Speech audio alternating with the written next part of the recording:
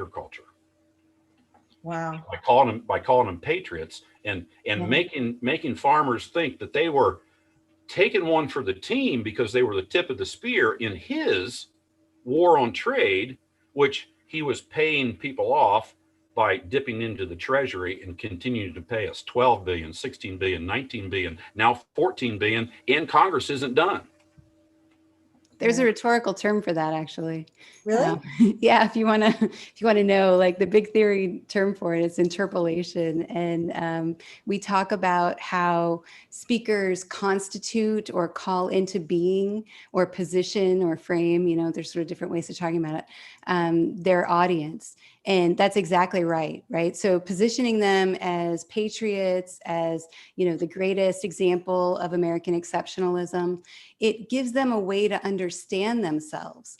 And even, to reject that, you have to first adopt and assume the frame or the interpolation, and then say, no, that's not me. And when it's a really flattering one, it's almost impossible to do that. Yeah, it takes away your vocal cords. Yeah, absolutely. Yeah, So absolutely. I have to go because of family first. She's getting the hook for dinner. So I just want to say two quick things before I leave. Sure. And thing number one is I'm very grateful to everybody on this call, because it takes a lot of courage to be on this call, because you have to admit the vulnerability in your personality. You have to admit who your authentic self is and how you can make mistakes like this and you can be okay with them. And then the second point I want to make, and I think the doctors on this call know this, and I hope that we can help, like Chris said it beautifully, help people along without judging them. The number one thing is forgiveness, and we have to forgive ourselves for doing it, forgive others for being a part of it, and we have to figure out a way to heal the country from this. And I hope that we can all do that together. I apologize for my brevity, but as we're so grateful to as have Chris you. can tell you after our podcast, I got my priorities right, Father, Son, Holy Ghost. So I'm going to check out, and I wish everybody Thank you so great much for success. joining. Say hi to Deidre. I will. Say hi to Thank Deidre. you, Chris. Thank You you guys so have a great much. weekend. And I hope we can do this again together. Great. Thank Well, you. we'd love to have you. Really. Thank you so Okay, much. terrific. Thank you, Thank you, Anthony. Ian. Bye. And I know So I wanted, if I can, Melissa, just Sorry, I'm say, checking on time here. Yeah, I just wanted to one more sort of general discussion about how do people get their relatives and loved ones and everything out. We're about to have 10 minutes left, and I want to have the last 10 minutes for questions from the audience. yeah, so I want to say that love is stronger than mind control. And just because you have a family member or a friend who's a Trumper, the worst thing to do is cut off contact. The best thing to do is stay in touch. And if you can avoid political talk, but stay on common ground and revive positive memories together and say, I love you no matter what. Because the way people get out of mind control cults is contact with outsiders, people who don't believe. And I have a whole methodology I call the strategic interactive approach. It's essentially asking good questions in a respectful, thoughtful way, kind of what Sarah Silverman did with you, David, to respect you, to say, well, what's your solution to gun violence?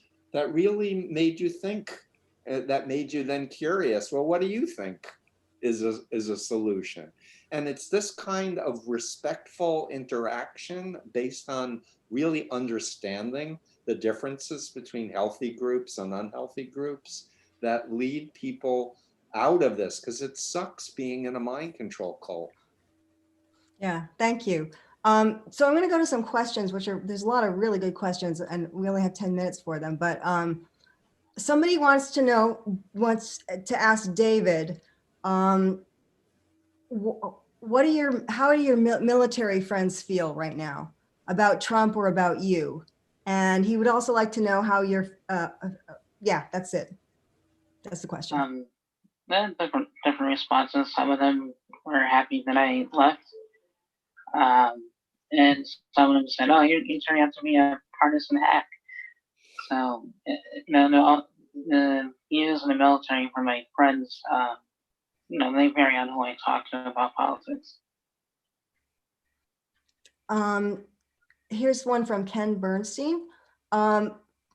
Basically, with the expression that any publicity is good publicity, Trump dominates all the news cycles. I picture him with a sloppy desk and he just picks anything to throw out into the news cycle.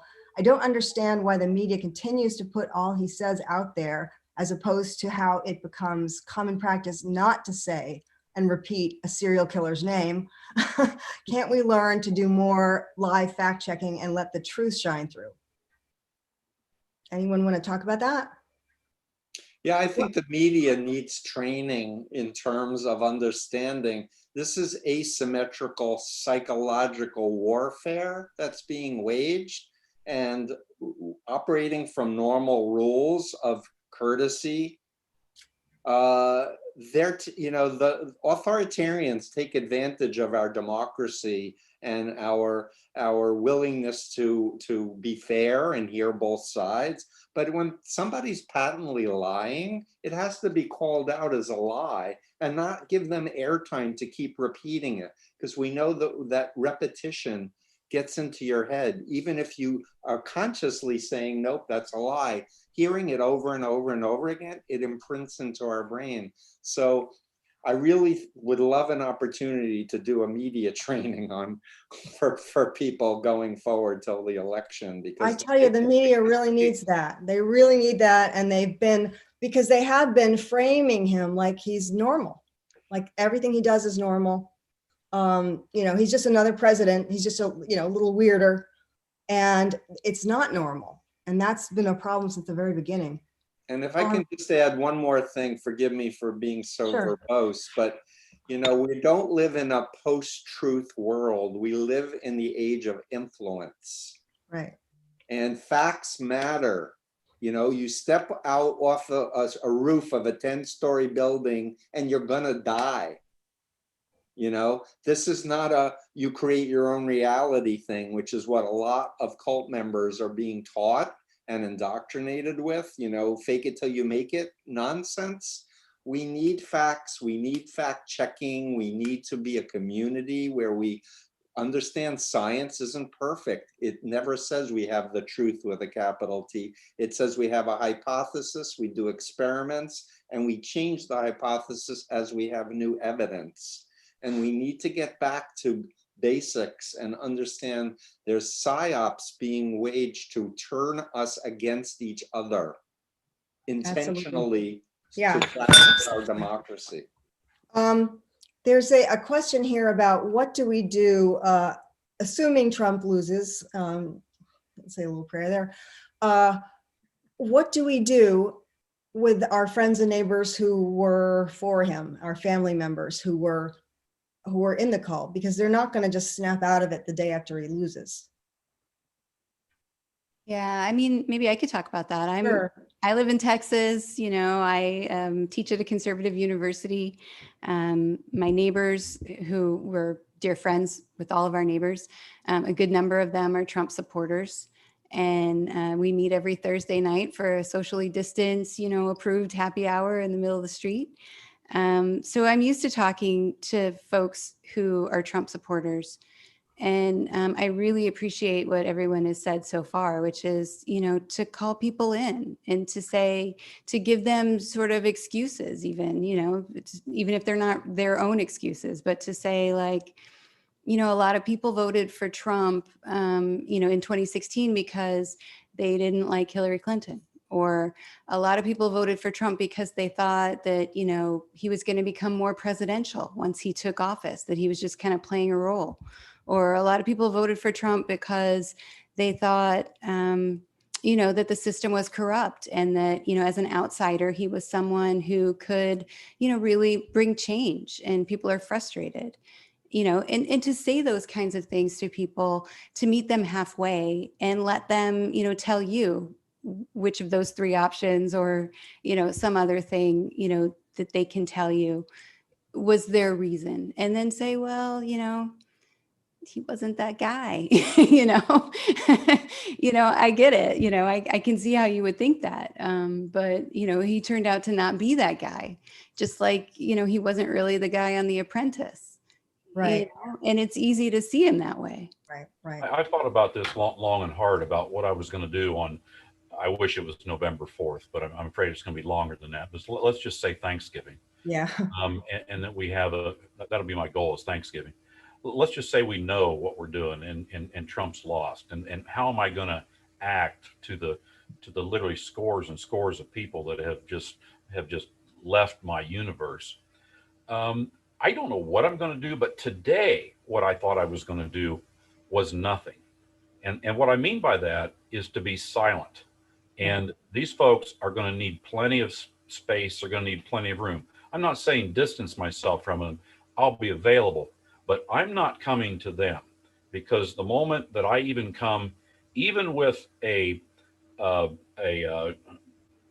peace, they will sense it as some type of a gloat or something like that. Right, And right. I'm going to let them have plenty of space. And I'll tell you, the other thing I'm going to do is I'm going to be just as vocal with the next administration, if it's the Biden administration.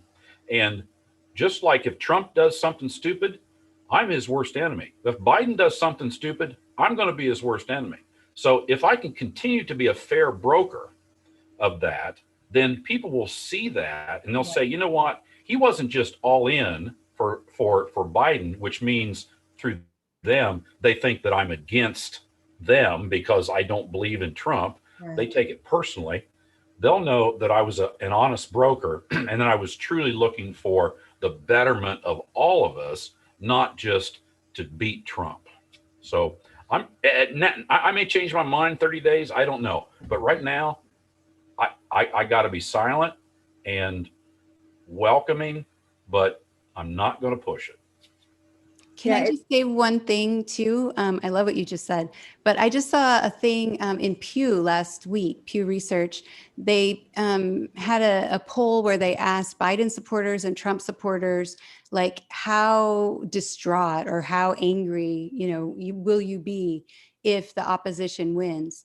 And I was actually surprised at the result, which was Biden supporters were much more likely to say that they would be distraught if Trump won than Trump supporters were to say that they would be distraught if Biden won. Right. I love you. Thank you for helping me. Oh, sorry. Yes. So one last one last for me. One of the reasons we're doing this is to promote our documentary, and we're desperately needing money. We're in the end stages, and there's one kind of thing that you have to pay for at retail, and that's licensing news footage, licensing clips. And we're at that stage now where we're desperately trying to get the masters in, and so we have to dish out tons of money. So if anyone watching this is so inclined and wants to see more of this kind of thing, please go to our website, which is www.americandignitypac.com. And there's a donate button right on there for Act Blue. And, we've really had some great donors so far. We've had some wonderful small donors, and we need you. So please help us. Finally, and let me ask one last question here, which was, I think it was for Stephen, but anyone can jump in. One of our panel attendees is asking, how do I deal with the fact that I offer facts to Trump supporters and they just turn away, they just turn it off? Yeah, I say stop trying to persuade and stop trying to use rational arguments and be a human being and engage people emotionally and sincerely. Find common ground and talk about things they will agree with, like Chinese communist brainwashing is bad, or pimp and traffickers using brainwashing on young children to indoctrinate them into slavery. And then you can talk about behavior control, information control, thought control, about them over there, and ask them what they think. Asking questions is the single most powerful technique that's going to help people start, questioning. Yeah, I found that too. I found that, asking somebody It's 8 o'clock. It's 8 o'clock. Asking somebody, well, what would you think if, or, oh, do you understand that this is this way? Because I wasn't sure. Can you explain it to me? And I think when I get into those situations, first of all, it sort of like takes the thorn out of the paw. And secondly, you can sometimes see the wheels turning, even though they're not going to go there yet. It gets in there. Oh, David, yes. I'm sorry to interrupt you. Oh, no. I think when people when we talk about facts and news, one of the things that Sarah did, Silverman, when we had her dialogue, and one of the big things that she did after her solo dialogue was she appreciated tonight the sweetest talk. She did not try to convert me to be a Democrat. She did not try to get me to stop supporting Trump. She heard why I did. She told me why she didn't. And then when I, learning stuff about liberal values, different ideas, I had no intention of becoming a Democrat. That's actually came later on. But she really appreciated, and if you were to go to my Twitter page and see my thread, I actually do a thread of my journey out on Twitter, from tweets, and the last one shows where she appreciated that we dialogue, and that's what really brought mine down the wall, and I began to learn a lot more, and and all she is, I'm a Trump supporter, I'm a human being, and that's what really like made me want to learn more, and eventually I saw the light on Trump, after that. Well, having just to sum it up, I mean, actually, I think the fact that the three of you are out of the cult, first of all, Bacha is a very independent thinker. And you are, and plus you had the example of your parents that was there, in yourself, that was a part of you. And so you couldn't really ignore that, that, gosh, I'm seeing some of the things happening here that my parents warned me were happening in the Soviet Union. Yeah. And Chris, you're a totally independent thinker. I mean, I can't really imagine somebody trying to sway you, but of course, any of us can be. And then David, there's something about you, David, you're so honest. You just have a real honesty to you. And when you were all in for Trump, you were honestly all in for Trump. But, once you saw the facts and you were convinced of them, you couldn't do that anymore because it was dishonest. And I that's something that really impresses me about you. You're incredibly honest. Thank you. And I think we need more of that.